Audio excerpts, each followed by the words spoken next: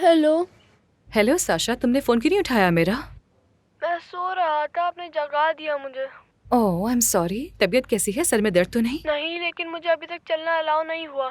मुझे ऐसे अच्छा नहीं लगता। ठीक है, फिर एक काम करते हैं, तुम चाहो तो मैं वहां आ जाती हूँ।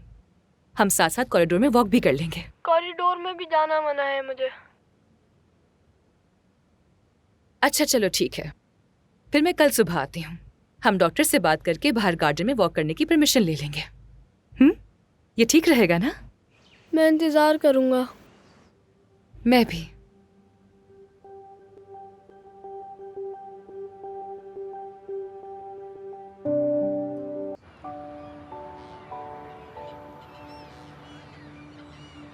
तुम बहुत जल्द ठीक हो जाओगे। फिर हम दोनों मिलकर पार्क जाएंगे, झूलों पर जाएंगे, बल्कि वाटर पार्क भी चलेंगे, ठीक है? या कश्ती की सैर पर। देखो वहां नजर आ रहा है ना? बिल्कुल वैसे ही।